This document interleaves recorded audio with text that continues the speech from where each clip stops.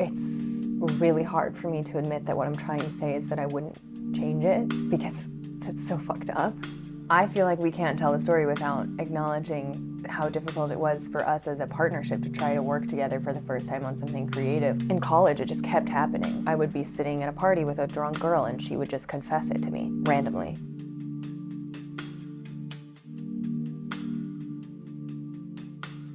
Okay, so Nameless, her version, is going to be the first time the world has ever heard you sing. Mm-hmm. So how long have you been making music? I did musical theater as a kid, so I sang a lot when I was a child, but it was a very different type of singing. I sang at my aunt's wedding when I was 12. I always loved singing growing up, and then I played guitar for a little bit. That's how I met you. Should I be looking at you when I'm talking? Yeah. Okay, I should look at you.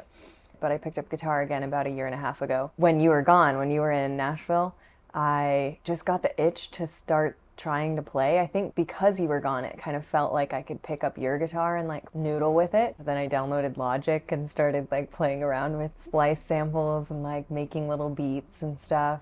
That was when Nameless came out. Yeah. I think, I wonder if that was part of it too. It was my story and so many people were connecting with it. A lot of people who listened to it knew who I was through you and were directly speaking to me in some of their comments. Maybe I felt like I wanted to share my own stuff. I was right there with you, like for so much of it. You were constantly asking me for my input. It felt like I was only able to give so much, and also it wasn't my final creative vision. It just felt like I was scratching the itch, but like it wasn't enough. Yeah. I had so much to say, but I didn't know how to say it. So I was like, okay, I need to learn how to say it. I need to learn an instrument. I need to start learning how to produce myself and then start singing. I would say it wasn't until her version that I actually really tried to record real vocals. Tell me your perspective of getting to the final master of her version. How many versions there are? Yeah, her version took a long time to land on that. Well, what was the original name of it? I think it was just Nameless Ballad version. Oh yeah, so first we made it a ballad. It was a slow, like very chill version of it, which Nameless is an intense song, so it kind of makes sense that if we're like, oh, if we're gonna redo this song, maybe we'll swing the pendulum in the exact opposite direction, try and slow it down. And I would say for a lot of songs, that can be a really beautiful thing. You can take a really intense rock song and make it a ballad and you can discover something new. But I feel like for Nameless, we just weren't satisfied with it. You remember, like we played it and we just weren't excited enough about it. Because originally we were just gonna remake it. We weren't even sure I was gonna write a piece on it. Oh yeah, I was just gonna sing some background vocals. Yeah, like what if I wrote, right. And that at the time felt like this crazy, like, what? No way. And now it's like, of course, like it makes so much sense. You were like, okay, well, try and write something. Like, just start trying to write. I've written poetry since I was a kid. It was a fun thing and then like a really serious, like angsty teen thing that I did. And so I always thought like, oh, well, if I wanted to write songs, like I would be such a great songwriter. It was so much harder than I thought it was going to be because I'd just never written words to music before, ever. Like I'd only ever written poetry and I just assumed it would like translate so easily. And it was also, the story is so personal to me that I think I had a lot of pressure around like writing. It had to be perfect. We had a lot of conversations about ego. I feel like we can't tell the story without acknowledging how difficult it was for us as a partnership to try to work together for the first time on something creative. I think it's natural when you take two creative people and try to make one product. But basically, you were like critiquing my words and I couldn't help but take that very personally because it was about a personal topic. And so I had this ego of like, well, you don't know how to say it better than I know how to say it because this is my story. But and I would say something to the effect of the issue is exactly how these words melodically flow together. But then there was also a little bit of like lyrical stuff where I was like, yeah, I think there were times when you did critique, like you felt like, yeah, you felt like some of my stuff was too on the nose, which I thought was funny because I've always thought some of your lyrics were too on the nose. So I was like, how can you think that about mine? Like I'm more of a metaphor girly. Yeah, we just went back and forth and there's probably like 10 different versions of lyrics written. Like so many. And I'm so glad now that we kept trying. I wrote a lot more of it than I could have expected with us both sitting there. I think I thought you were going to bulldoze me if we were in there because you have so much more experience. But really what happened was like you kind of supported me and I was able to write better with you being there trying to like kind of help me along. Like I need to go off into the corner by myself and have this moment where I write down the perfect lyrics and it gets mine and I own it because you weren't there and I wrote it. And I think I was just selfish in that way. I wanted to be the only person in the room. I wanted it to feel like just mine. But then ultimately what worked was us both sitting in the studio together, line by line, trying to come up with something. But we both wrote the bridge. I'm so glad we took the time we did to write it because I think the lyrics came out exactly how I envisioned them and as honest as I think they could have been. Why do you need to write this song? Why do you need to talk about sexual assault at all? What good is writing a song about it? Well, I remember when you originally showed me Nameless, it was just the first verse. I kind of knew who it was about, but I confirmed it with you. And I was like, wow, this is very interesting. I feel like there's something here. And we couldn't decide where it needed to go from there. It ended up just kind of being a murder song. It was like, okay, is the chorus, is the big crescendo, you kill him? And that felt just so cheesy and so not true. And then when you showed me the chorus and it was what would happen if I said your name, I just remember being like, holy shit. It felt so original and also so honest, just cool, a great song. And I just was like, wow. When you showed me the chorus, I was like, this is going to be a hit. And it was. Nameless, to me, was the perfect rage song. I mean, that's the predominant emotion that I have felt from the beginning of my sexual assault experience. A rage I'd never experienced prior to that. Thoughts of violence and feelings of extreme anger and feeling a need to express it and release it physically. Music was a huge part of me safely feeling those feelings and expressing them. Up to that point in your life, you never felt rage like that? Yeah, absolutely. I mean, I knew what anger was. Everybody has felt anger from the time they were a child, but it was like something had been born in me. If we were to get all weird and spiritual about it, I think it's a transfer of energy. You take this hateful person and they transfer that violence to you. I have some of that violence in me now, and what I choose to do with it is the important part. What we all choose to do with that darkness is the important thing.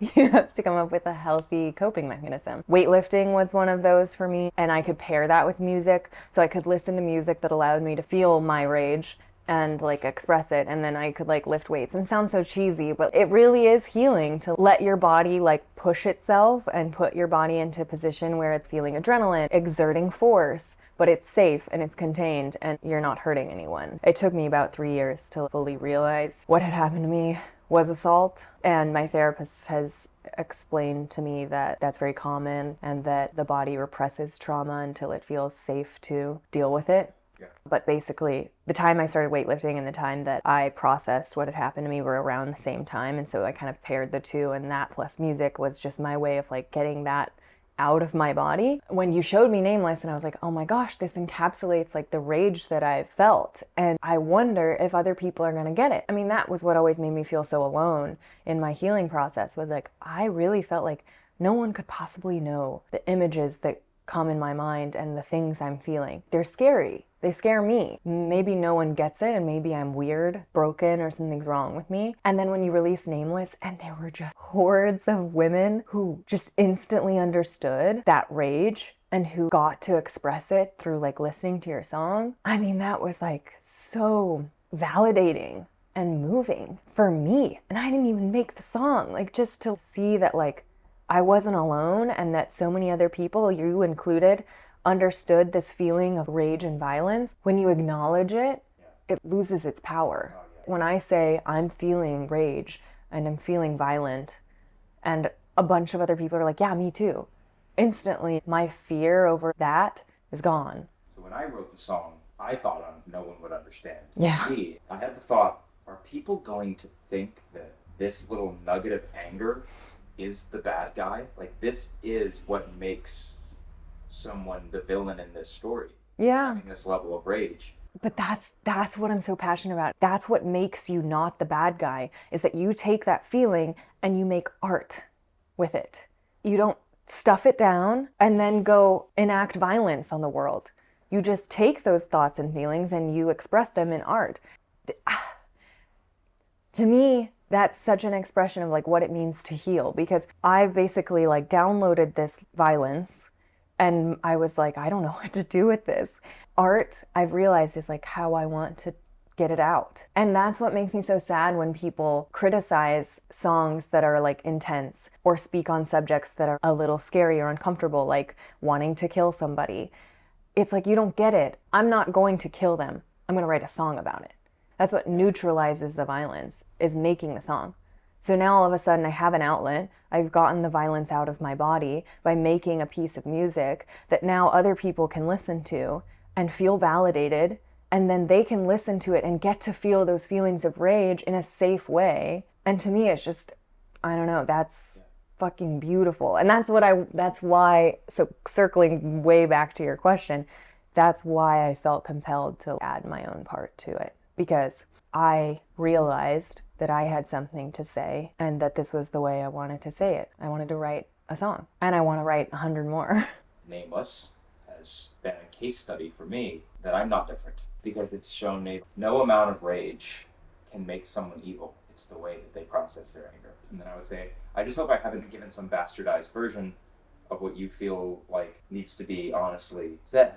Well, I feel like there were two responses to you releasing it, and one of them was like, this is exactly how I feel. So obviously you didn't bastardize it, because you were able to, at least on some level, understand the feelings of people who've been assaulted. And the other response was like, this is her story. Yeah.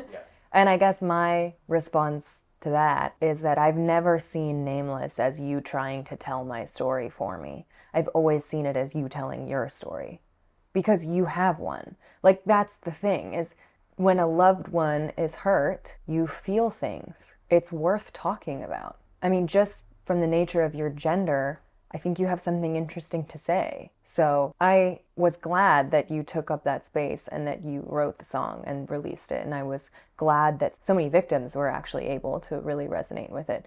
But then at the same time, like, it made me want to tell my side, for sure. Imagine if you were to have a conversation with your 16-year-old self before both of these events happen in your life. One, you're becoming an artist, and two, you're being sexually assaulted. Is there anything you would say to her? I mean, yeah, my first instinct would be to say that, like, I wouldn't tell her anything, because, and I have a really weird relationship with this, and I think so many victims would like disagree with me on this, and that's like such an unfortunate. Maybe I'll just say it, and maybe we'll cut it and we won't post it, so I can feel free to say what I want. I guess I don't really believe that like anything in your life that's happened like shouldn't have happened. It's really hard for me to admit that what I'm trying to say is that I wouldn't change it, because that's so fucked up.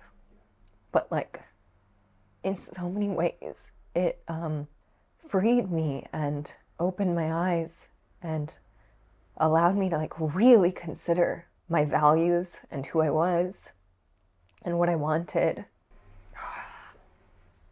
Yeah, I'll just say it. I think I'm a better person on the other side of it. Like, and I know how many people would like literally crucify me for saying that. But like, pain changes us. And it either changes you for the better or it changes you for the worse. But it will change you. Can I step in for a second? He didn't do that. The gift is you. How you reacted. Yeah. And how you've grown from it. Yeah. So you are allowed to own. I guess, yeah, I'd like to just say, like, I'm really proud of what I turned it into.